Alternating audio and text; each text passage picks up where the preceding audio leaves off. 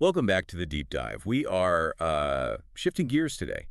Usually we're looking at tech stacks, modern history, or maybe the latest in behavioral economics. Right, the usual stuff. The usual stuff. But today we are looking at a document that is over a millennium old, yet somehow reads like a manual for, I don't know, modern psychology, financial ethics, and community building. It really does. It's startlingly relevant. The patterns it describes, you see them on the news, you see them in the boardroom, you see them in your own head. Exactly. We are analyzing a specific guidebook. It's titled Messages of the Quran in Tarawih Prayers. And to set the scene, because I know we have listeners from all backgrounds here, we need to define what we're actually looking at. It's important context. Tarawih refers to these special, very long night prayers performed during the month of Ramadan, where the goal is often to recite the entire Quran from cover to cover. Right, and it's a marathon. I mean, you're standing for hours, night after night. It's a physical and spiritual endurance test, for sure. It really is. And the problem this guidebook tries to solve is, I think, really interesting. It addresses what it calls the disconnect. You have millions of people standing there, listening to the recitation, enjoying the melody, maybe feeling the spiritual vibe. But they're missing the data. They aren't catching the actual instructions. That's the gap. That is the entire gap the source material is built to bridge. It frames it as the difference between hearing and listening. Or even hearing and understanding. Exactly. If you don't speak the language, or even if you do but you're zoned out after a long day, the recitation becomes just a background sound. A beautiful sound maybe, but still just a sound. Right. This guidebook is designed to be an extractor. It pulls out the psychological blueprints, the financial ethics, the social laws embedded in these verses, so that when you stand there, you aren't just hearing sounds, you're receiving a worldview. And that's our mission today. We are going to track the trajectory of the first few chapters, specifically the transition from the opening prayer, Surah Al-Fatiha, into these just massive foundational chapters of Al-Baqarah and Al-Imran. They're huge. They set the stage for everything that follows. And I want to be clear here. We aren't doing a theology lecture. We are looking for what the source calls the believer's compass. We want to know how this text structures a human being's mind. How does it build a person from the inside out? It's a total restructuring of the self. From the internal asking for guidance to the historical mirrors of failure and success, all the way to how you handle your bank account. It covers, the full spectrum of the human experience. So the hook for me was this question: how does this ancient book provide a blueprint for all of this? We're going to get into surprising psychology of hypocrisy, the real reason behind a story about a cow, and what the source calls the greatest verse that offers spiritual armor. A lot to unpack. A lot. Let's start at the very beginning. Chapter 1. The source calls Surah Al-Fatiha the mother of the Quran, or Quran. Why that specific title? Is it just, an honorific? No, it's not just a nice title. It's structural. Mother here implies source or root. The source argues that everything else in the Quran, all 6,000 plus verses that follow, is essentially a detailed commentary on this one 7-verse chapter. So it's like the abstract of a scientific paper. That's a great way to put it. It's the executive summary. It's the seed from which the entire tree grows. Everything you need to know is contained within it in a compressed form. The structure of Fatiha itself fascinated me. It's not a command, it's not a story. It starts with praise, right? Establishing who God is, master the day of judgment, the merciful. But it lands on a desperate plea. It does. It moves from theology to urgent need. The whole thing builds to a climax. And that climax is Idina Surat al-Mustaqim. Guide us to the straight path. Guide us. Just think about that for a second. The very first thing the book asks you to do is ask for help. It's an admission of being lost. Or at least an admission that without an external compass, the human being drifts. It's an act of vulnerability. A profound one. The source highlights that this isn't just a ritual, it's a human standing before the divine saying, I don't know the way, you do, show me. It requires setting your ego aside right from the get-go. And this is where the narrative structure of the Quran kicks in, which I had never noticed before, and the source points this out so clearly. The very next chapter, Surah Al-Baqarah, isn't just chapter 2. It's the answer. It's immediate gratification. It's a direct response. You end chapter 1 asking, guide us, and the very first verse of chapter 2 is, this is the book about which there is no doubt, a guidance for those conscious of God. It's a dialogue. It's a dialogue. You ask for the map. Here is the map. Wow. Your prayer has been answered. Now open your eyes and read. I love that connection. It makes the arrangement feel so intentional, so deliberate. But here is the catch. The map isn't for everyone. The guidance is conditional. The source material immediately breaks down the users of this map into 3 archetypes. And I want to spend some real time here because this felt like a personality test. It's not just good versus evil. Not at all. It is a psychological profile. The text doesn't say here are the good guys and bad guys. Yeah. It analyzes responsiveness to truth. How do different human operating systems process incoming data that might challenge their current worldview? Okay, let's break them down. Group 1, the Mutakin. The God-conscious. The source is very specific here. It defines them not by what they wear or how they look, but by 3 internal metrics. It's about their software, not their hardware. So what's the first one? First, they believe in the Gaib, the unseen. Which is a prerequisite for any faith, really. But what does that mean practically in your day-to-day life? It's crucial. It means their moral compass isn't limited to what they can see or touch. If you only believe in what you see, you only follow the rules when the police are watching. Right, when the camera's on you. Exactly. Believing in the unseen means, there are consequences beyond the physical world, beyond the immediate moment. It creates an internal surveillance system.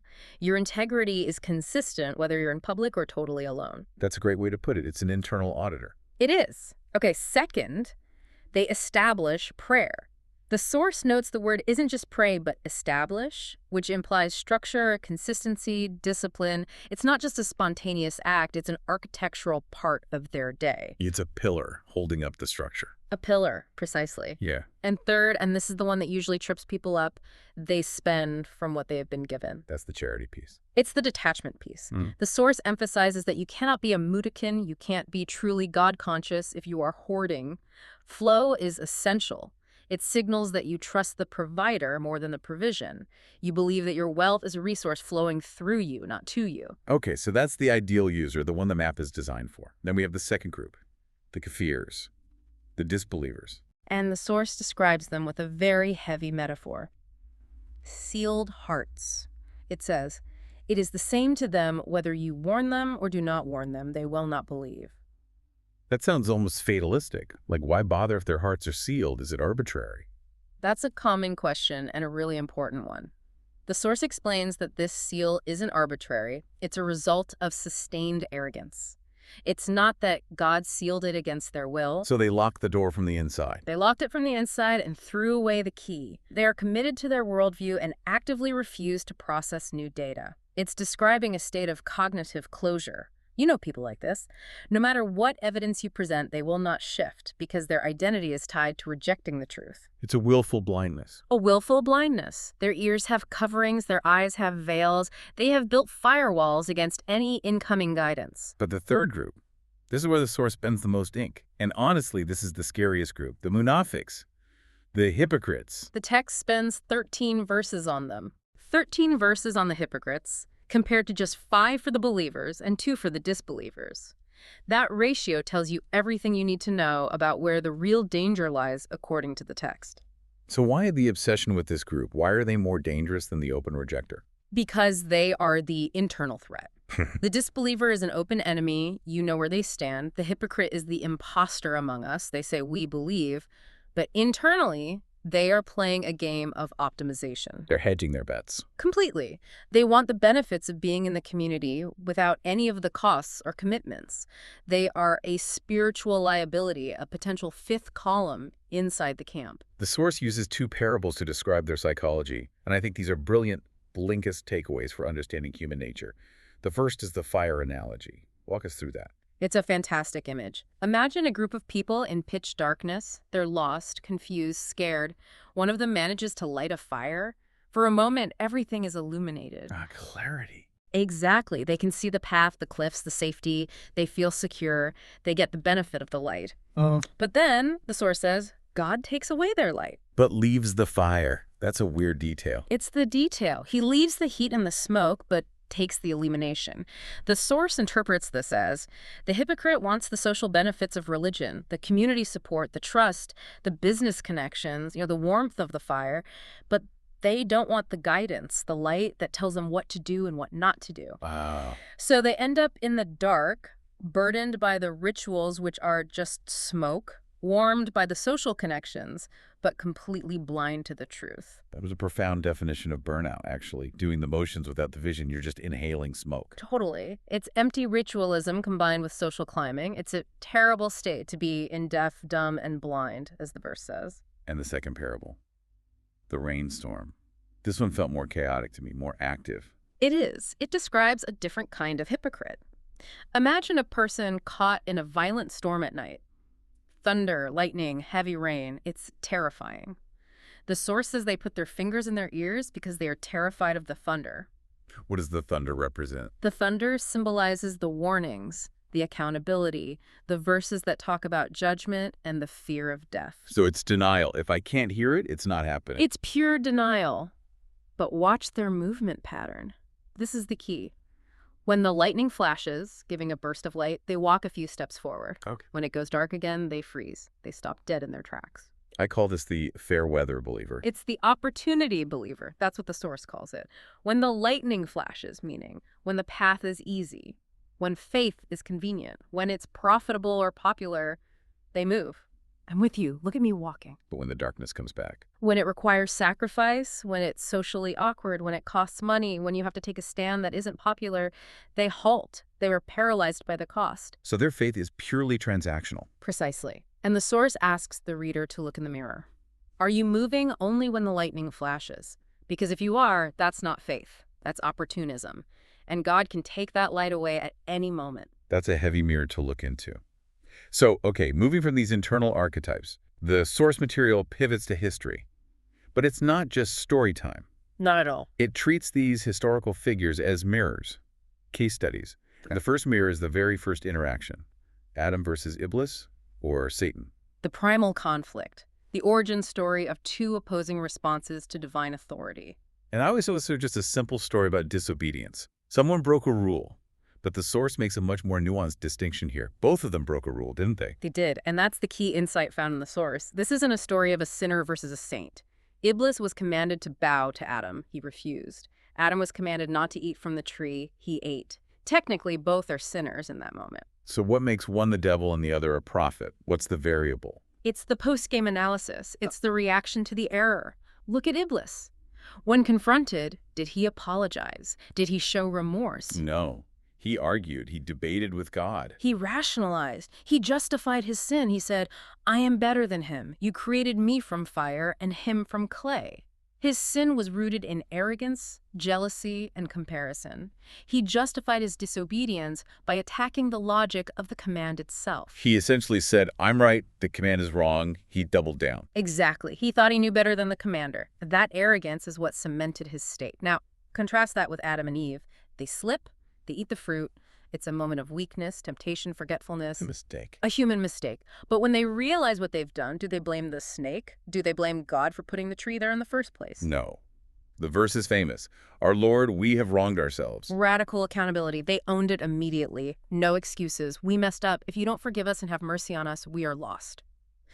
The source teaches us that the difference between a believer and a devil isn't that one sins and the other doesn't. Both sin.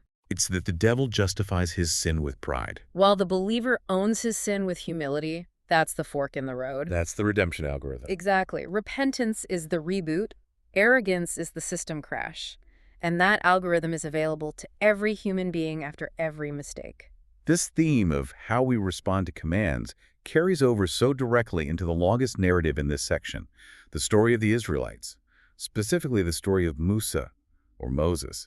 The source calls this a mirror for the Ummah, a mirror for the community of believers. A huge warning shot. The Quran spends so much time on the Israelites not to critique a past people, but to tell the current believers, pay attention, read their story, and don't become this. It's a case study in what can go wrong with a community that has been given guidance. A very detailed one. And the centerpiece is the story of the cow, Al-Baqarah. I've always wondered, this is the longest chapter in the Quran. It covers law, theology, war, finance, and it's named after a farm animal. Sauce. Yeah, it does seem a bit odd on the surface until you understand the incident. It's not about the cow itself, it's about the response to the command about the cow. So what happened? There was a murder case, a mystery. A wealthy man was killed, and no one knew who did it. The community was on the brink of civil war with different tribes pointing fingers at each other. So Moses needs to solve this crime. Right, and he turns to God for guidance. And God tells him, tell them to slaughter a cow. Which seems completely unrelated to forensic science. Totally, it seems bizarre. But it was a test of obedience. The source suggests they were holding on to certain cultural baggage regarding cows, perhaps some traditions from their time in Egypt. But the command was simple: slaughter a cow, any cow. It was a test of, do you trust the command even when you don't understand the logic? But they didn't do it. Not right away. They entered the cycle of paralysis by analysis. They started asking questions, but not for clarity. They were questions designed to delay. A filibuster. A spiritual filibuster, exactly. Fonk, they say, are you mocking us? Then they ask, what kind of cow? Moses goes back, asks God, comes back with the answer. God says it should be a cow that is neither old nor young, but in between. Okay, simple enough. Do it now. That's a huge category of cows. You'd think so, but they ask again, what color is it? Seriously. Seriously. Moses has to go check again. He comes back.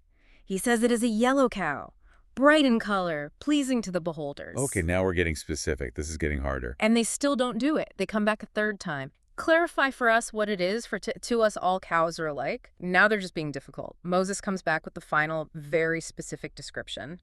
It's a cow that has never been used to till the soil or water the fields, sound and without blemish. They basically negotiated themselves into a corner where there was probably only one cow in the entire country that fit the description, and it was probably incredibly expensive. Exactly. The source points out that they made a simple command difficult for themselves through reluctance and argumentation.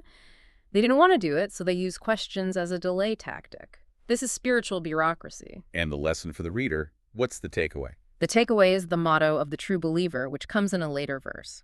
We hear and we obey. Don't look for loopholes. Don't ask a million questions hoping the obligation will disappear. When you see the right thing to do it immediately. Hesitation hardens the heart. The source notes that eventually they did it, but they almost did not do it. That reluctance is the core problem, which connects perfectly to the next military metaphor the source brings up, the story of Talut and Jalut, or Saul and Goliath. This is about leadership and grit. This is the river test, a critical moment of filtering. What's the setup? This happened later in the history of the Israelites. Talut is leading an army to fight a massive, intimidating force led by the giant Jalut. They are marching through the desert. They are hot, tired, and desperately thirsty. They finally come to a river. The relief must have been immense, a huge psychological boost. And that's the trap. That's the moment of the test. Talut gives an order directly from God.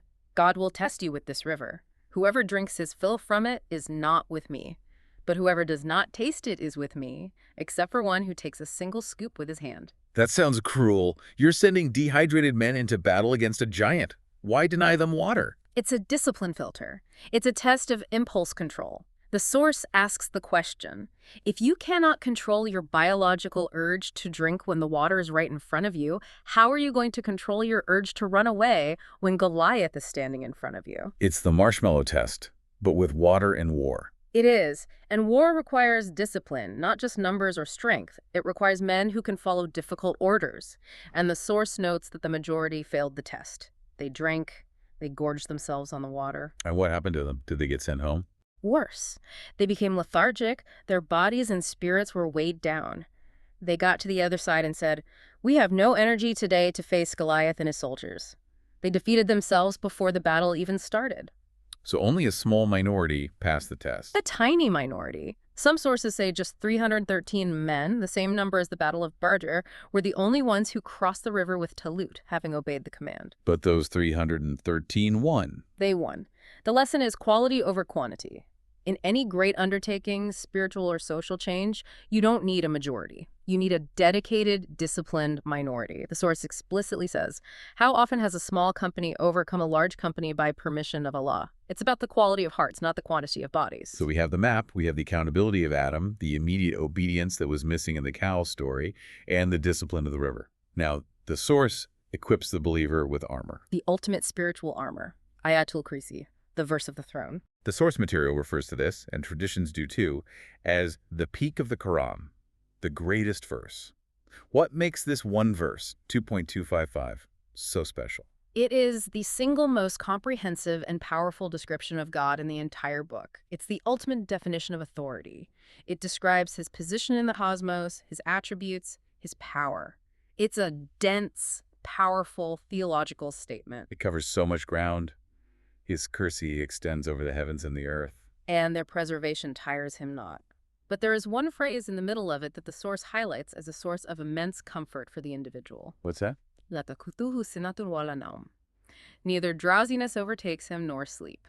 Why is that the comfort point? That seems like just a detail about God's nature. Because think about what it implies for you. If your guardian sleeps, you have to stay awake. If your guard gets tired, you are vulnerable. If the one watching over you can get drowsy, then your safety is never guaranteed. But if your guardian never sleeps, never blinks, never tires, then you can rest. You can sleep peacefully because he doesn't. It's the theological basis for anxiety relief. The source recommends reciting this after every prayer and before bed as a literal spiritual fortress. It's cognitive restructuring. I am not in charge of the universe. He is, and he is awake. That's a powerful reframe.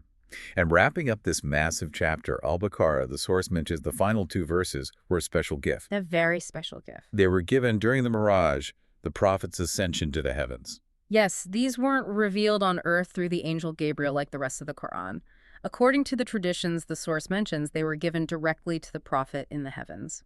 And what's their message? It's a declaration of faith from the messenger and the believers, and then a series of prayers. But the part that provides so much comfort is the principle. On no soul does Allah place a burden greater than it can bear. I've heard people use that line dismissively, though. Like someone is struggling, and you say, oh, you're depressed. God doesn't burden you more than you can bear, so get over it. Yeah. And that's a complete misuse of the verse. The source frames it as validation, not dismissal. It means, if you are in this situation, it is proof that the capacity to handle it has been placed within you, even if you can't feel it right now. So it's a statement of potential, not a command to stop feeling the weight. Exactly. And the prayer that follows is beautiful. It acknowledges our human weakness. Our Lord, do not lay upon us a burden like that which you laid upon those before us. It's asking for ease. It's not pretending to be infinitely strong. And pardon us, and forgive us, and have mercy upon us. You are our protector. It's the perfect seal on a chapter about law and struggle. It ends with mercy and a plea for help. So we've built the internal human being, the mindset, the history, the spiritual protection. Now the deep dive shifts. We move from the me to the we. Yes. The source starts laying down the laws for a society that doesn't collapse on itself. This is the transition to Ummatan Wasatan, the middle nation, a balanced, just, and moderate community. And that requires rules. And nothing tests a community like money. The source gets incredibly specific and poetic about financial ethics. It sets up a cage match between 2 concepts, charity or infakon usury or riba. The creator versus the extractor, growth versus parasitism. Let's look at the math of charity first. The source uses this incredible agricultural analogy. The grain analogy. I love this one. It says spending for God is like planting a single seed. That one seed grows a stalk with 7 ears, and on each ear there are 100 grains. So 1 becomes 700. At a minimum, the verse says God multiplies it for whom he wills. It's exponential growth. The insight here is that charity is not a loss of wealth. It's an investment with a guaranteed high yield in the next life and a blessing in this one. It circulates wealth, reduces inequality, and creates social bonds. It's a pro-growth economic model. A spiritually driven one, yes, but not all charity works. The source has a terrifying warning about the rock. This is scary for the content creators and the public philanthropists of today. It is. Imagine a smooth, hard rock covered in a thin layer of soil. From a distance, it looks like a fertile field. You plant your seeds of charity in it. It looks good. You get the credit for planting. You get the social credit. But underneath, the intention is just stone-cold ego. And then the heavy rain comes. Which should make things grow. It should, but it hits this rock and washes the thin layer of soil completely away, leaving it bare and useless. The source says this is the person who gives charity to be seen of men. The show-off. The act looked real, the soil, but the foundation, the sincerity, was rock hard. The result is 0. Wasted effort. So intention is the soil. Without it, the rain of God's blessing just washes the effort away. Precisely. The act is worthless without the right intention. And on the flip side of charity is riba, interest, usury. The source uses language here that it uses almost nowhere else for any other sin. A declaration of war from God and his messenger. War, not just don't do it, not it's a sin. War. Why is the reaction to interest so visceral compared to, say, theft or lying? Because, from the perspective of the source, other sins are often personal or localized. Alcohol hurts you. Adultery hurts the family unit. But riba breaks the backbone of the entire society. It is the rich making money off the debt of the poor without taking any risk. It's making money from money, not from work or a real transaction. Exactly. It's an extractive process that concentrates wealth in the hands of the few and enslaves the many in debt. The source views it as a systemic injustice that destroys economies and communities from within. Charity is life, it causes growth. Riba is death, it's economic strangulation, that's why the language is war. It's a direct attack on the fairness and health of the community. Speaking of systemic protection, we then move into Surah an-Nisa, the women. The source points out the significance of the title itself is revolutionary. It is huge. In a 7th century Arabian context where women were often treated as chattel, to name a major, legally dense chapter, the women, and fill it with their rights was a seismic shift. It puts their concerns at the center of the social order. So what are some of the key protections the source highlights from this chapter? It focuses intensely on the most vulnerable. First, orphans. It gives a stark warning that those who unjustly consume the wealth of orphans are, and I quote, eating fire into their bellies. Vivid imagery again. It's not just illegal, it's self-destructive. It's hellfire in a worldly form. And for women, it establishes the mar, the dowry, not as a price paid to the father, but as the woman's exclusive property, a gift to her. It establishes clear inheritance rights. She gets a legally defined share that is hers to keep, manage, and invest. So it's about economic empowerment and independence. Absolutely. And it sets up a protocol for marital conflict that prioritizes reconciliation. It advises arbitration, bringing in a member from each family to mediate, long before you even consider divorce.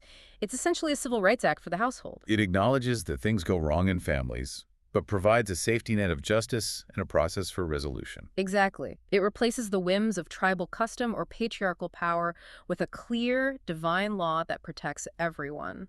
We're coming into the final stretch of our deep dive.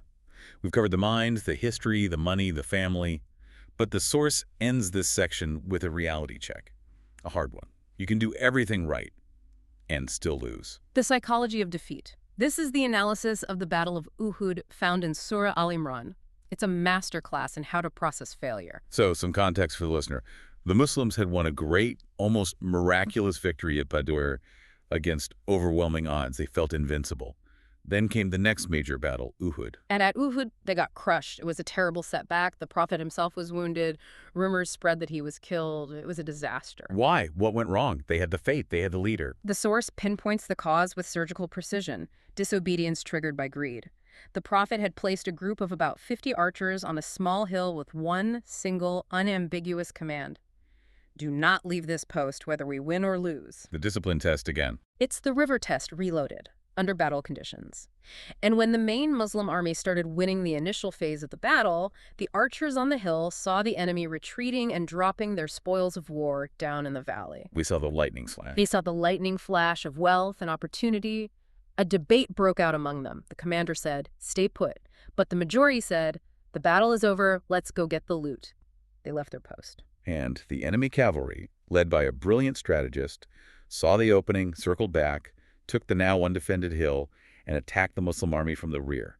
It turned victory into a rout. A catastrophic failure born from a moment of indiscipline.